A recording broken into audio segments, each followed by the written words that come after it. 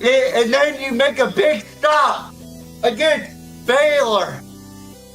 Baylor! Oh! Oh shit, they actually did it! They actually fucking did it! So if I'm a Conference fan, that franchise guy's gonna be so fucking happy about that. Oh my goodness. They actually did it, bro. I'm gonna be so happy, bro. It was a night. I called it. No, we all called it. Did we? No, hold on, Warren. I know I'm supposed to fucking hate it. I don't fucking hate it. I'm just gonna keep it real. I did even. Okay? Oh God. What? Oh my god, bro. What the Detroit is on the clock. Get the... Are you fucking kidding me? Yes, sir. Detroit is on the clock. Wow. And their pick is in. Wow. Are you fucking kidding me right now? So, Chris, Dallas in a last-minute exchange decided to trade their pick off to the Detroit What the fuck Lions. are you doing, Jerry? And could not leave the defense! You got me jumping! It'd be called cream pie smash. Oh God, dude. I knew it. So, West Virginia played about as good as my fucking hairline is right. And you probably see my hairline, Bailey. It is bad. Okay? God! For the love of football. All right, ladies and gentlemen, welcome back to the show. It is the Pigskin Mafia podcast with your host, TJ Riddell. And back behind me is our mascot, Billy. Say hi, Billy. She ain't going to. All right, anyways, ladies and gentlemen, welcome to the show. It is a loaded lineup here on the Pigskin Mafia podcast. We got college football playoffs coming this week. We have the NFL playoffs just right around the corner with NFL Week 6 upon us. We just got done with Army and Navy, and guess who won? Navy again. We are superior to Army as usual. Now, in all seriousness, though, about Army and Navy. Love that rivalry. I grew up with that rivalry, and I just love to watch that game. I really do. And I just want to say to those guys that perform on the field, thank you for your contribution to the game of football, and not only that, for your contributions to the United States of America. Because without you guys, we wouldn't have the freedom to do any of this stuff. You know, we'd be under fucking Russia or whatever, you know. So thank you guys for doing your part and having fun on the day that we all get to celebrate as a nation. And it's much bigger than two teams going at it. And I know it got chippy at the end, which we'll talk about that here in a second. I gotta say, it was one of the more interesting games that I've seen out of this rivalry. Probably top 5 games in my opinion. Watching this game, you know, and I've fairly enjoyed the tenacity and just the grittiness of this football game.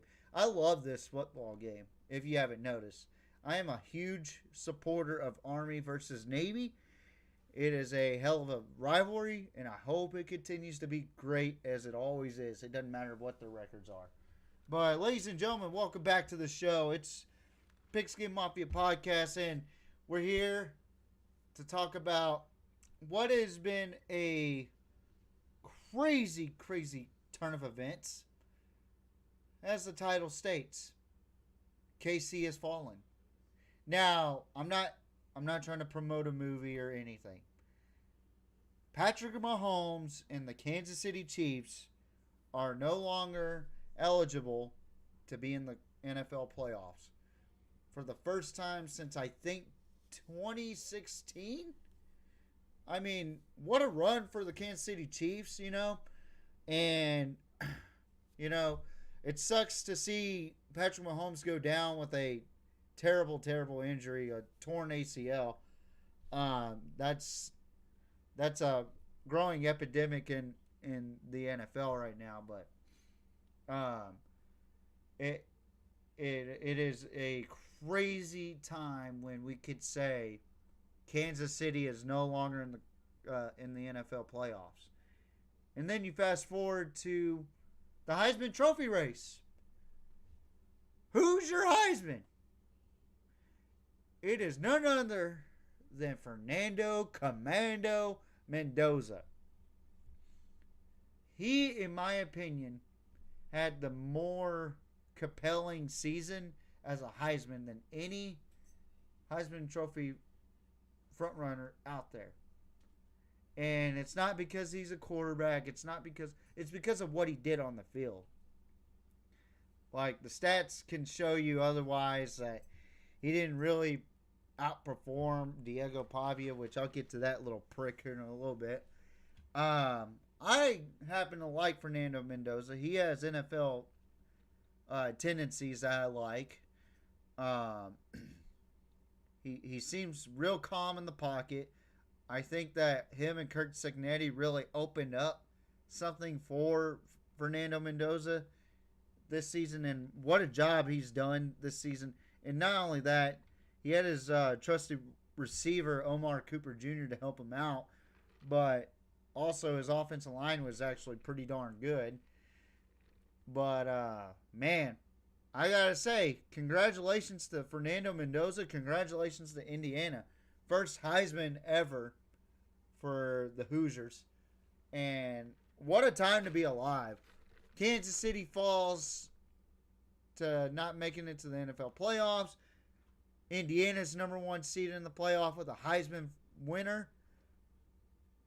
And, you know, it's a crazy time to live in football right now. You know, and what a time to live. I mean, is the product bad? Sure. But it's still crazy to see that Indiana, a number one seed, you know, it's incredible. And then we go to the college football playoffs where you got Tulane and JMU in. You already know how I feel about it, but it's time to predict who's going to win in those games in the college football playoffs. But we're going to save that to the very, very end. So we're going to start off with bowl games, then NFL Week 16, and then the college football playoffs.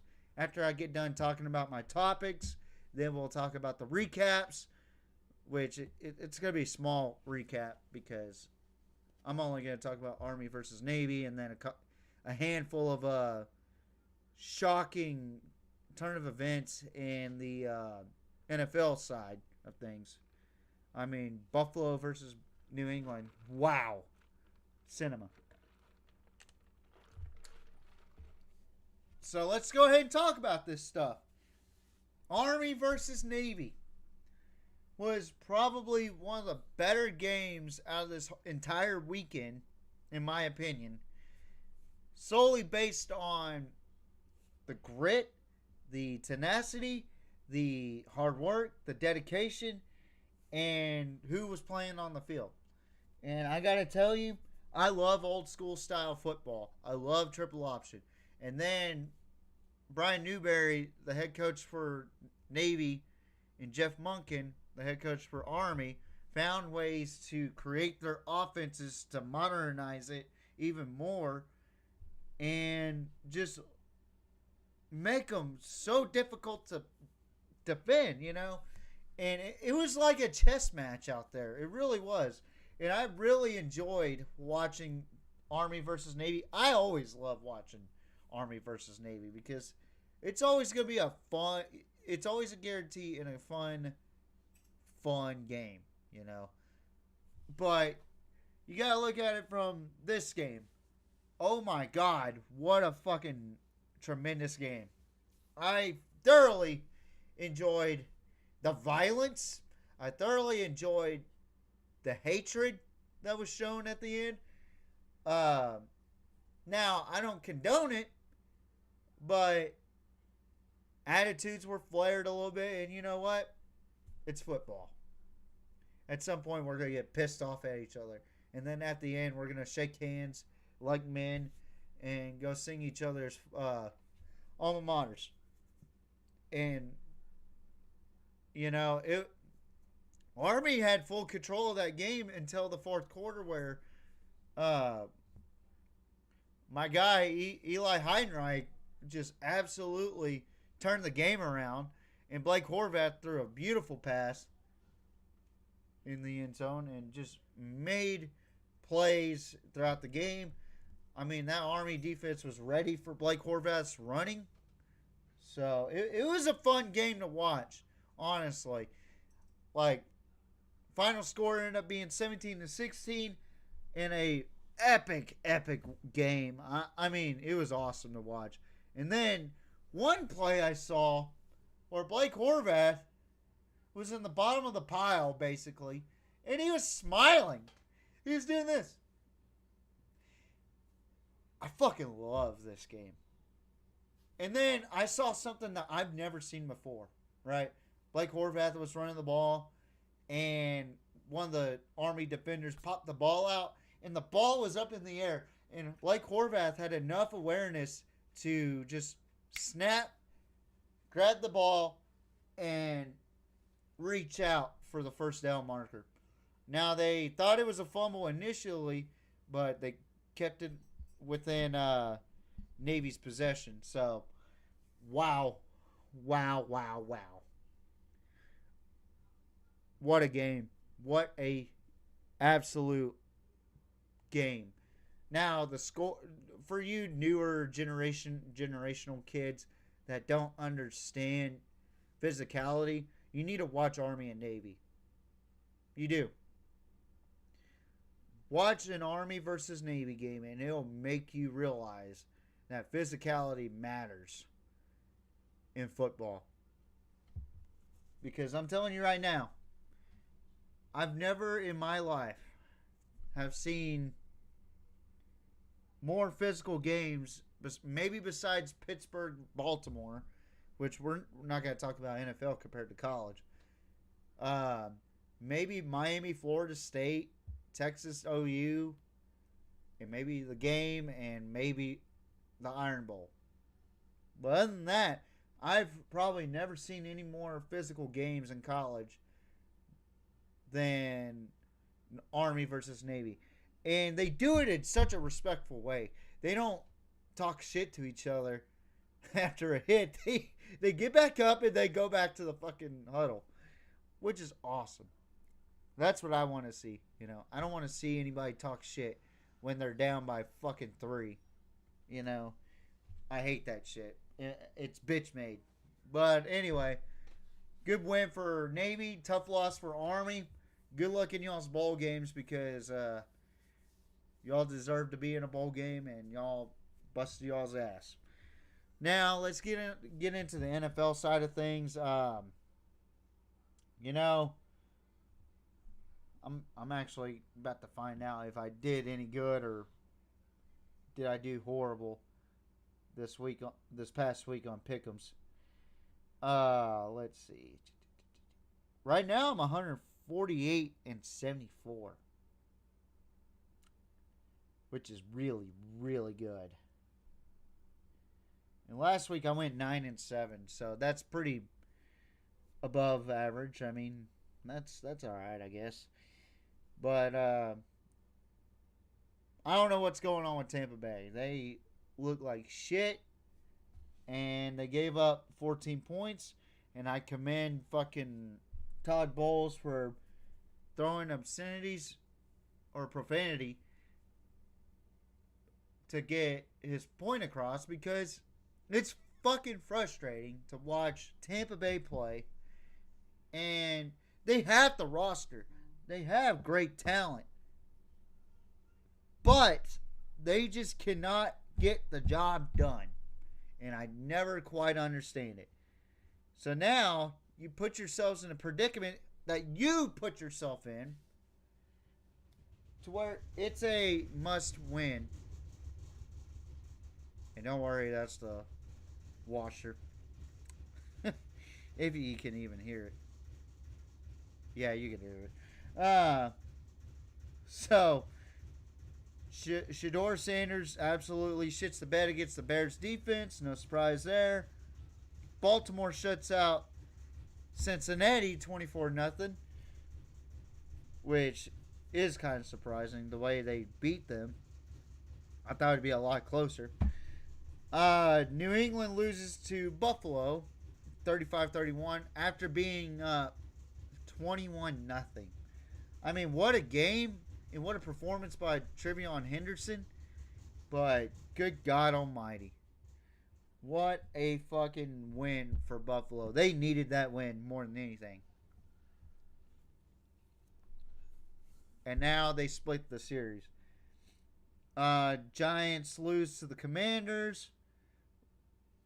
Philadelphia takes care of business against the Raiders, which I thought was going to happen. Houston takes care of business against Arizona. Jaguars take care of business against the Jags. Chargers eliminate the Chiefs out of playoff contention. Let's talk about the Chargers for a second. 10 wins with the QB with a broken left hand, and a lot of players are out on defense and offense, and you have a somewhat not mediocre, I would say more or less like a B grade receiving core for the Chargers. Like Keenan Allen, he's getting old, you know. Lad McConkey is the leading receiver. He's a young guy. Quentin Johnston hasn't really produced well, and I want to see him perform better as a Central Texan. So shout out to Temple, Texas. But yeah, Jim Harbaugh should be up there as Coach of the Year as well.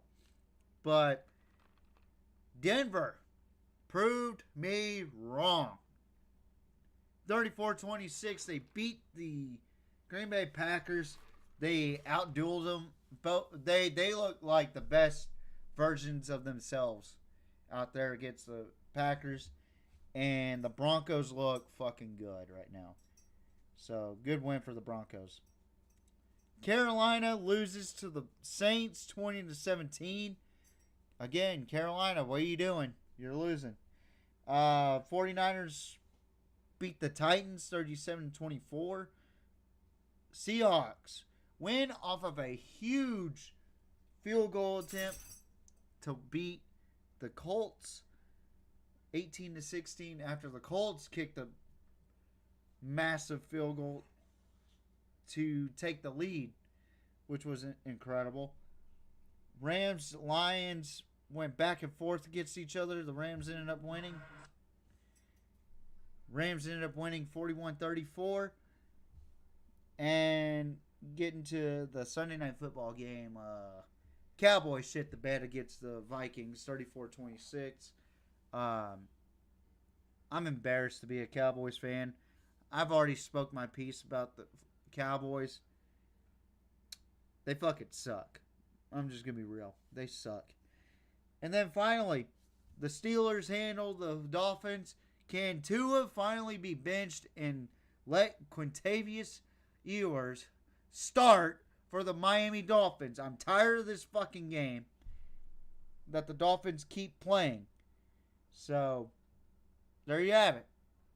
Those are my fantasy picks. And then we'll do this one right here as well since I have it up. Bracket challenge. Capital One Mania. I am 0-2 so far. Which tonight Troy's playing against Jacksonville State. I had Troy winning the Veterans Bowl. God dang it. Fucking internet. So the first game was the Celebration Bowl. I had Preview A&M winning. And they were up big until I think the fourth quarter. And then South Carolina State came out of nowhere and just ended up winning the game 40-38.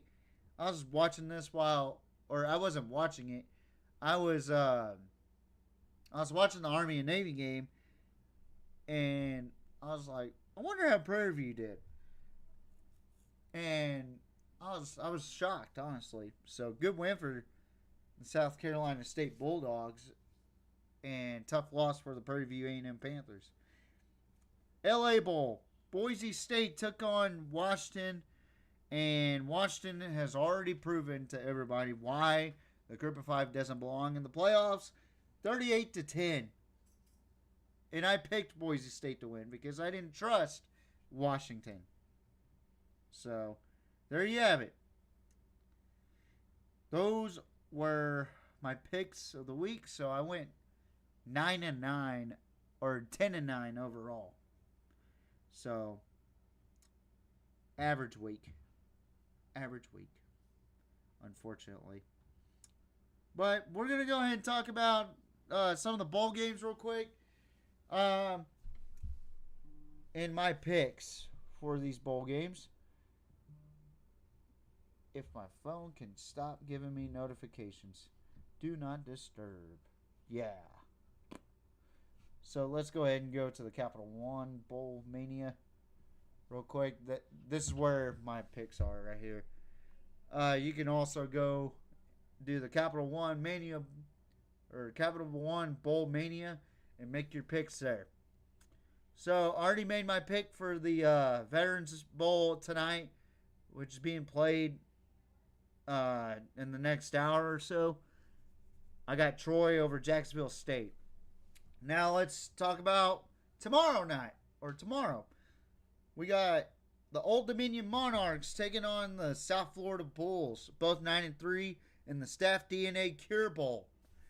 Now this is going to be an interesting one. I like Old Dominion, but man, I love the sheer physicality of the South Florida Bulls. They are physical as fuck.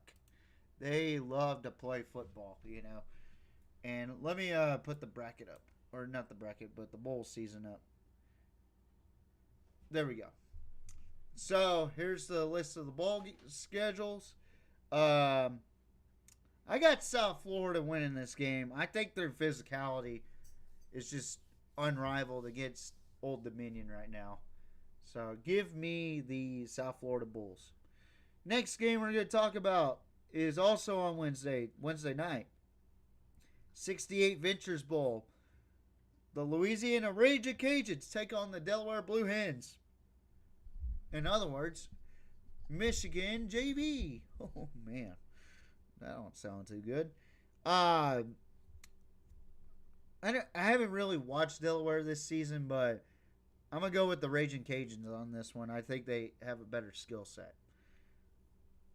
So, going with Louisiana. I could be wrong.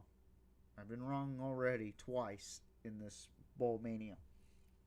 Myrtle Beach Bowl on Friday at 10 a.m. Central Time. Oh my God. That's too fucking early.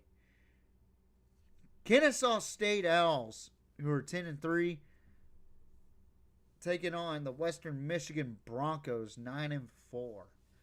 Now, Kennesaw State's an interesting story. They are the Conference USA champions, if I'm not mistaken. And Western Michigan's the MAC champion. I like Kennesaw State in this one.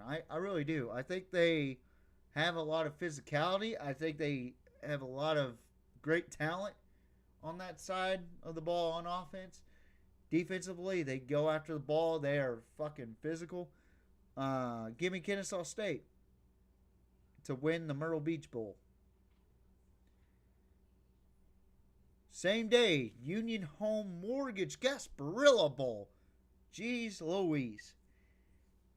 We got Memphis 8-4 taking on NC State 7-5. Now, Memphis without Ryan Silverfield heading into Arkansas. This one's gonna be interesting.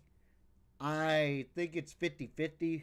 ESPN likes to think that NC State's 2% better than Memphis, but I'm going to go ahead and say this. I'm going to go with the Memphis Tigers. I think they are a very good football team. I do think so. I think the American has some pretty good talent. I just don't think NC State's all that good in a bag of chips. Give me Memphis. And there's a couple playoff games ahead right there. Okay, there we go. Monday, December 22nd, we got the famous Idaho Potato Bowl, where Washington State 6-6 takes on Utah State 6-6. I'm not gonna lie, I don't know anything about Utah State this season. They are the favorites to win, though, according to ESPN. But I'm gonna stick to Wazoo on this one. I think the Pac-12 is about to have some really good football in next year. So Washington wins in this matchup and wins the Potato Bowl. Who doesn't want to win the fucking Potato Bowl? That sounds amazing. Give me French fries. Give me those shoestrings. Give me the potato wedges. Give me potato soup. Bush's Boca Raton Bowl on Tuesday the 23rd. We got Toledo taking on the Louisville Cardinals. Miller Moss at quarterback. A lot of transfer portal kids probably going to be in this game or out of this game. So I'm picking Louisville. I like Toledo, but Louisville's just got way more talent, in my opinion. New Orleans Bowl, same day at 4:30 p.m. Central Time. Western Kentucky taking on Southern Miss. J-Mo's going to love me for saying this, but let's go WKU. I'm going to go with the Western Kentucky Hilltoppers on this one. I think they have a really good shot at beating Southern Miss. I don't think Southern Miss is all that good. Their head coach just left for Memphis. So this is going to be an interesting dynamic for the Golden Eagles, but give me the Hilltoppers. And then later on that night, you got Scooters. Hang on. Scooters Coffee Frisco Bowl. We got the UNLV Rebels 10-3 taking on the Ohio Bobcats 8-4. And you know, Ohio's not a slouch either. I've paid close attention to the Ohio Bobcats over the years, and I gotta say they are very good. Like that MAC was pretty tough this season. So Ohio is a very tough team to beat, but I'm gonna stick to my guns on this one. I'm going with the Rebs on this one. Give me the UNLV Rebels. And then finally, we're going to stop on Wednesday, Christmas Eve, in the Sheraton Hawaii Bowl. California Golden Bears 7-5 take on the Hawaii Rainbow Warriors out of the Mountain West Conference. You know, I would love to see Hawaii and Cal go to the Pac-12. Cal needs to go back to the Pac-12. So does Stanford. And Hawaii needs to be invited to the Pac-12. Now that USC and UCLA, Oregon and Washington are in the Big Ten, might as well get Hawaii. Why not? Add on to that collection. It'd be kind of cool to see the Pac-12 have Hawaii, in my opinion. I don't know about anybody else in the chat or whatever, but I would love to see a Hawaii Pac-12. You know, I don't fucking know what I'm trying to say here, but I got Cal beating Hawaii. I think Cal is just a really good football team. They're very fundamentally sound. Give me Cal to beat Hawaii. And that's it for college football bowl games right now. We'll swap back to that later on, or swap to the college football playoffs after NFL Week 16 picks. NFL Week 16 picks,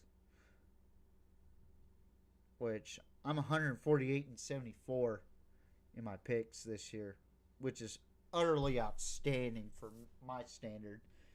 Let's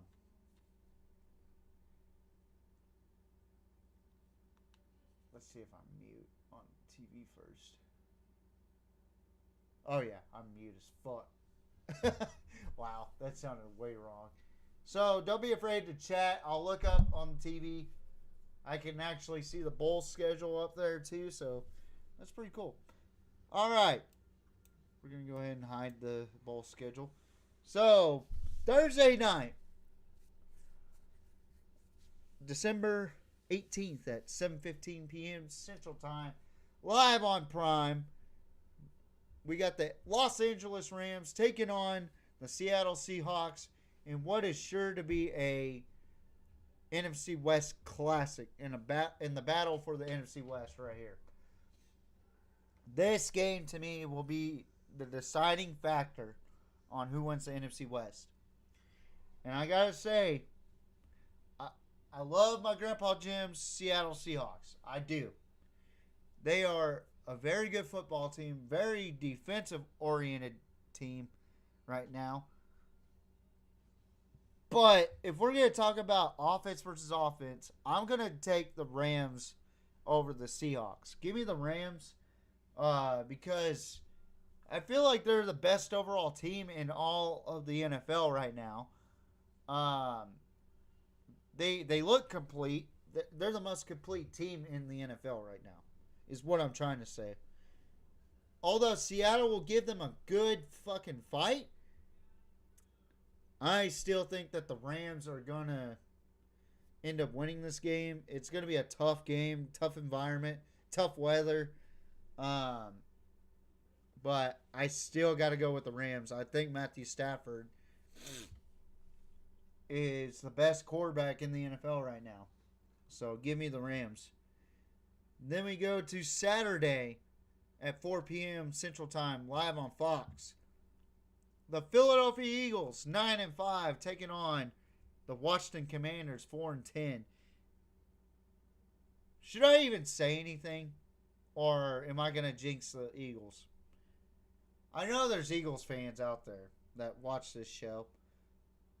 And I laugh every time y'all lose, but, you know, as a Cowboys fan, I've got nothing left to lose but to laugh at y'all's misery. So, I'm picking the Eagles, but I hope y'all lose. And I hope we win this week, but I doubt it. Saturday, 7:20 p.m. Central Time. The Green Bay Packers visit Soldier Field to take on the 10-4 Caleb Williams-led Chicago Bears. Now, this game's going to be a fun one, I think, just like at Lambeau. I think the Bears are ready for the Packers. But my question is Caleb Williams ready for the Packers? They just had a warm-up with the Browns, but I'm not completely sold on Caleb Williams against that Packers defense. Even though Micah Parsons is out for the rest of the season with the torn ACL, again, it's a screaming epidemic in the NFL right now. Give me the Packers to beat the Bears. I genuinely think that the Packers are better than the Bears. I don't think that the Bears are quite there yet. I think that Caleb Williams needs to develop more as his NFL career goes on. I think he's progressing a lot better with Ben Johnson, but he needs more time. And what better way than next season? I think the Bears will be a great team next year. We'll see. Bills, Browns. Sunday night or Sunday afternoon. The first Sunday afternoon game listed at 12 p.m. Central Time. Give me Buffalo. Are we kidding here? Shaduki Sanders is not going to do well against Buffalo. As bad as Buffalo's defense is, I still think Shador is still going to struggle. So, yeah, give me the Bills. Game number 2 of the 12 p.m. slot. Los Angeles Chargers visit the Dallas Cowboys after the Cowboys dumb plum embarrassed themselves at home against the Vikings. I'm telling you right now, this Chargers team is on a different level than what we've seen in the Chargers in the past.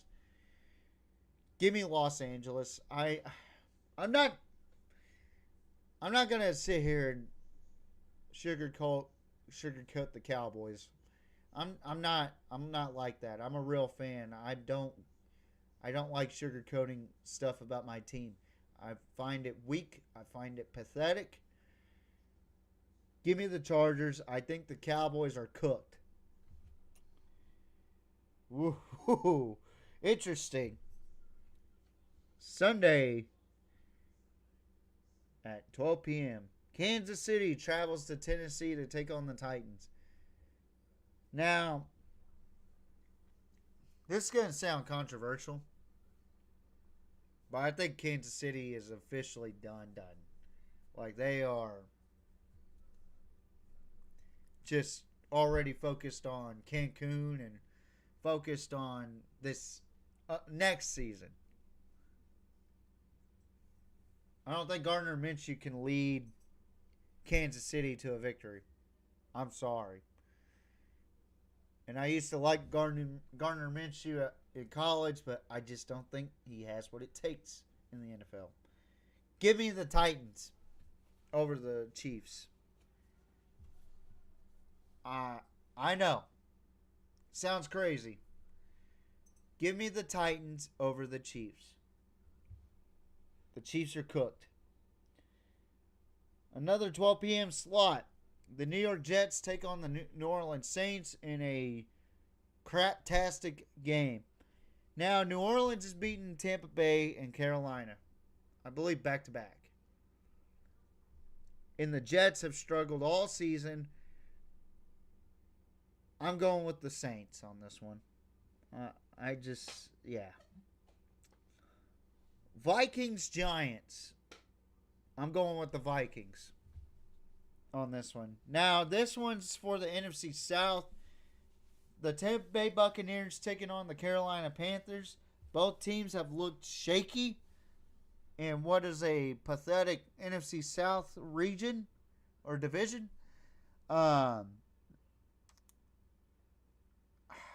just think that the Buccaneers are just a better overall team than the Carolina Panthers. But they always find ways to lose. But I'm still going with the Buccaneers in this one. I think that they're just a better overall team. And the Carolina Panthers are a sleeping giant that will wake up next season. So, give me the Bucs. Bengals at Miami. Now, I originally picked the Bengals in this one, but we don't know what's going to happen with the quarterback situation with Miami. That's why I was so uncertain about Miami. But I'm going to go with Miami on this one. I think they have a better overall team. It's just the quarterback situation with Tua and just not being able to figure things out. With what's going on with the scroll? Like, the scroll doesn't look too good. I guess it that's so weird. I've never seen that happen before with the scroll. But anywho, I'm going to go with the Dolphins over the Bengals. Now, the first 3 p.m. game. Jacksonville taking on Denver. Two hot teams right now in Mile High. I like this matchup. I really do. Both teams look very, very fun to watch. Defensively, I like Denver. Offensively, I like Jacksonville. Whew. Or actually, I like both defenses. Both offenses are pretty mediocre. But if Denver plays the way they played against Green Bay, against Jacksonville, I think Denver has a real good shot at winning this game. I'm sticking with the Denver Broncos on this one. I think the Broncos are a really good team, especially the way they played against the Packers. Gotta have that fire and tenacity playing against those teams. So give me the Broncos to win. Falcons, Cardinals. Now, can the Falcons finally beat a team that they can beat? Or will the Cardinals expose the Falcons again? I'm going to go with the Falcons on this one. I think Bijan's going to have a big day for Atlanta. Other than that, the Cardinals are just shit. The Falcons are shit. This is a shit game. Pittsburgh at Detroit. This game is going to be fun to watch. Dan Campbell's style of offense versus Mike Tomlin's gritty offense. I like this matchup a lot. And this one was probably the hardest one for me to pick. And it still is. I'm making switches right now because I don't know which team is better, in my opinion. But something tells me that the Steelers are going to win this game. I feel like I need to pick the Steelers in this one. But I still like the Detroit Lions. But I'm going with the Steelers. Raiders, Texans. Texans win this game. Sunday Night Football. We got the New England Patriots traveling to Baltimore to take on the Baltimore Ravens. Now, this is a very interesting matchup. Patriots probably lost the game that they had in their possession at home. And then they got to travel to a Baltimore team that just come off of a big win against Cincinnati. A much-needed win, in my opinion. Especially if Pittsburgh loses to Detroit.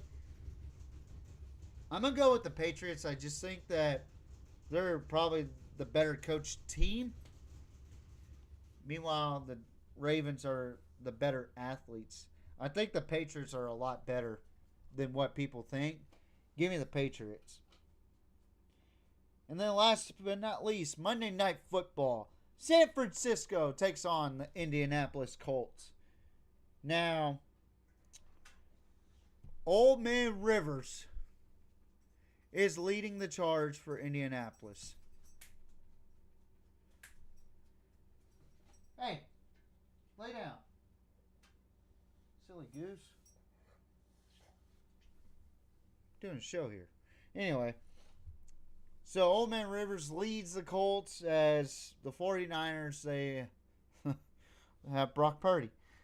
This is going to prove to the world that quarterback development is at an all-time low. But I trust the 49ers defense a lot more.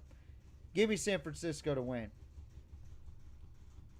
And that's my NFL picks for this week. And now we're going to move on to the college football playoff, where I'm going to go to my brackets. I only have one that I truly feel like it's going to happen. The other one is just out of fucking curiosity. But we're going to go ahead and start with Alabama taking on Oklahoma. A rematch of last season and this past season, or this season realistically. The winner goes on to face Indiana. I got to be honest, I'm not really sold on Oklahoma's offense. And Alabama's offense has been kind of shaky lately. This is going to be a defensive game, in my opinion. And I think Alabama wins. I genuinely think Alabama ends up winning this game by 3. I don't think that the offenses will turn up or anything. I just think that it's going to be a really good defensive battle. And I think that John Mateer is going to throw at least 2 picks in this game. And Alabama's going to be set up in good field position. And give me the Crimson Tide. Give me the Crimson Tide. I think they'll win. Next game we're going to talk about. Another fucking game. Alright, this game right here should have been a primetime game, in my opinion. But it's being played at 11 a.m. Number 10, Miami. Number 7, Texas A&M and Kyle Field. The winner goes on to face Ohio State in the Goodyear Cotton Bowl. Oh boy. This is a very, very difficult game for me to pick because, yeah, what a matchup. First of all, second of all, there's been a lot of shit talk on one side, and the other side's kind of being quiet right now. Every time Aggie ends up talking, what happens to Texas A&M?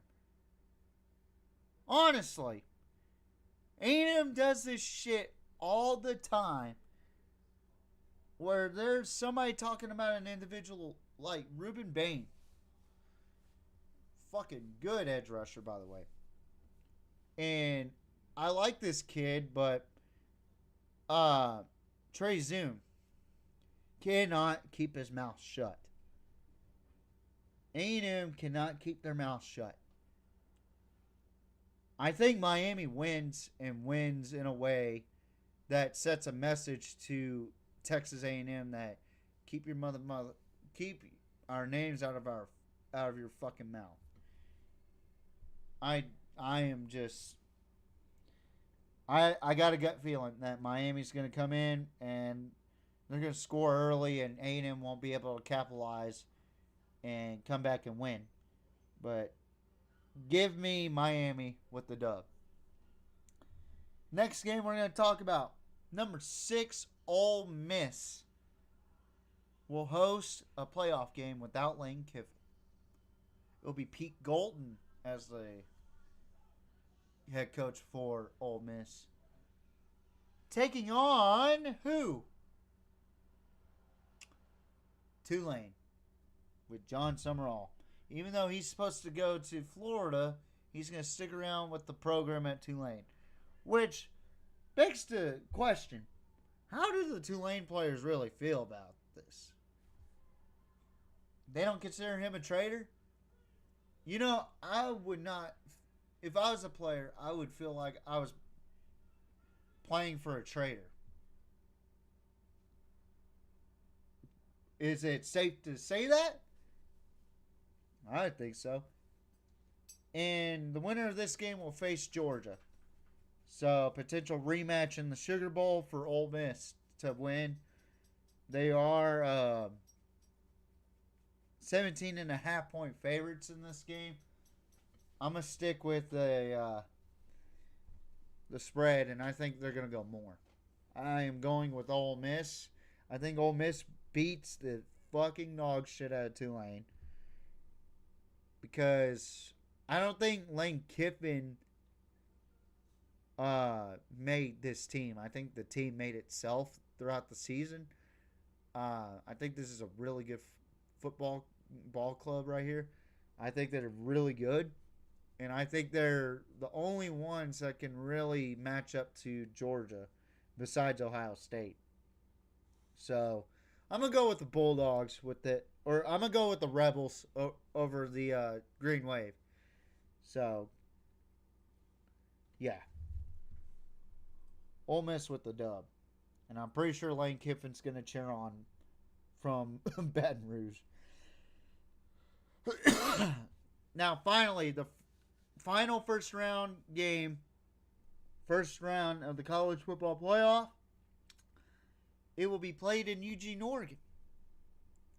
Number 12, James Madison Dukes will take on the number 5 Oregon Ducks. Oh boy. 21-point underdog.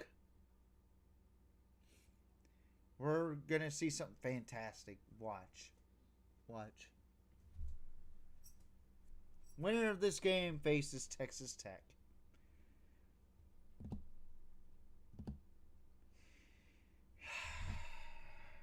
I don't need to say anything.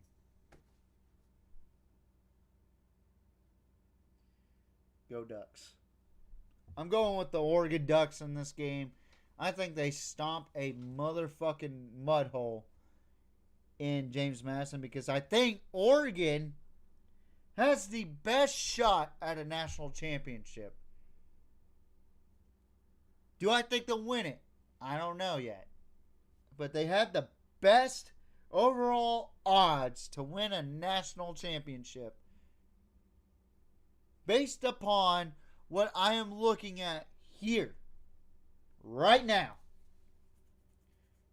And I'm not saying Texas Tech's weak. I'm saying that they're the weakest out of the 4 seeds, and I think Indiana could not match up to the speed against Oregon in the second go-around. And I think Dan Lanning's going to keep reminding them that you lost to Indiana, you lost to Indiana, you lost to Indiana. You should have been the Big Ten champions. You should have faced Ohio State. You should have been the number 1 seed. But you failed. You failed. You failed.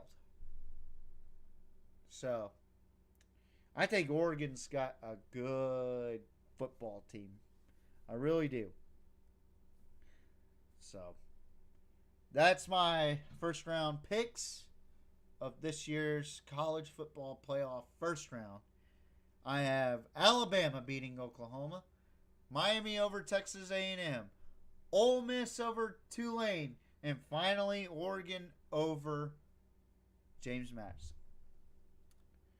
Now, as we come to a close to our show, Diego Pavia did not win the Heisman, and rightfully so. Here's why I say this. Diego Pavia went out of his own way after losing the Heisman votes, losing to the Heisman Trophy winner, Fernando Mendoza, who I thought should have won it. He went out of his own way to say fuck the Heisman voters, and proceeded to go to a nightclub and have the fucking streamers and the stupid signs that say fuck the Heisman voters, blah blah blah blah. You wonder why people do not like you. You wonder why people keep doubting you. You wonder why people don't want you to win the Heisman, Diego. You're a fucking sore loser. You're a fucking 27-year-old, 40-year-old looking ass sore loser. And your mama, didn't do a good enough job.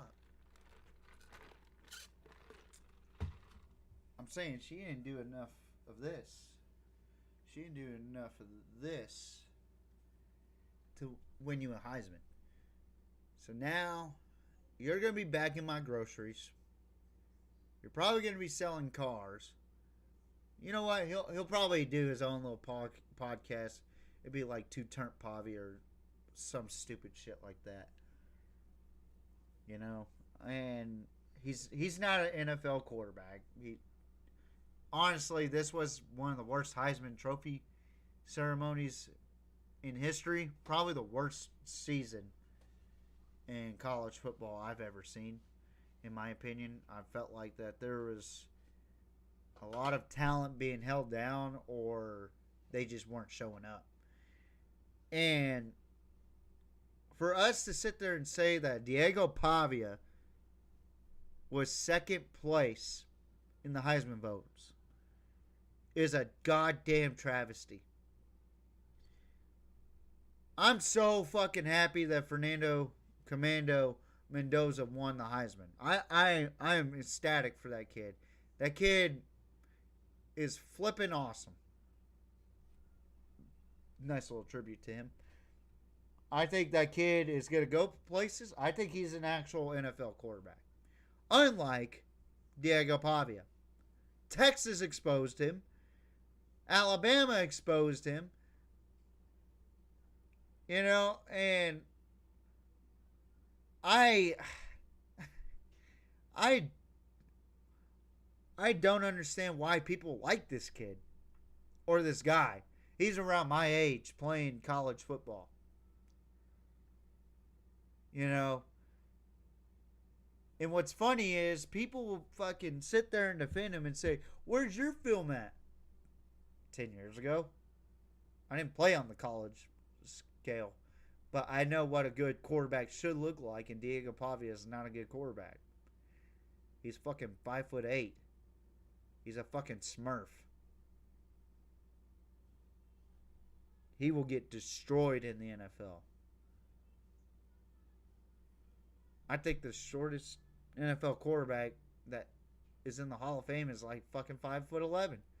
3 inches taller than him. I don't know. He's not a fucking quarterback. He's not an NFL quarterback. He was barely a above average QB at college. He was fucking horrible.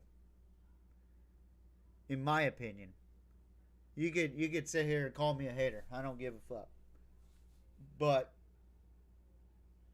he was not that good. He wasn't. Tell me one good fucking QB trait that he had besides being a runner. Tell me, how is his fucking throwing mechanics? How is his feet? I watched his feet a lot when he was throwing the ball. It was offset a lot. His throwing mechanics, shit. I mean, stop defending these fucks because QB development is under scrutiny because we have to fucking sit here and watch a transfer portal quarterback play 6 years of football. And now TJ Finley, after 7 years, has entered the portal. When does the bullshit stop? I'm tired of this shit, bro. I'm tired of these fucks entering the transfer portal when things don't go right for them. And or if they want to continue to play football, they just screw the fucking younger class, the younger recruiting class. I'm going to play an extra year because I have the COVID eligibility. That shit should have been extinguished by now. It should have been extinguished back in 2022 if we want to be for real. I never want to see a fucking 6-year quarterback in college up for the Heisman. It's a mockery of the game of football to have a guy that played 6 years of college football as a Heisman front runner. Like, I'm being serious. I understand 5 years, but 6 years is way too much. That's all I got for today. Tune into the Pigskin Mafia podcast Thursday. We might do that one in the morning. I'm not entirely too sure yet. Because I have plans to go up to Waco Thursday, I think. But stay tuned for that announcement. It'll be next Thursday. Not this Thursday. Next Thursday. So tune into the Pigskin Mafia podcast next Thursday, either morning or afternoon. It just depends how I feel. We are the PMP. I did it so ass backwards. Good night. Mwah, and good night. Bang.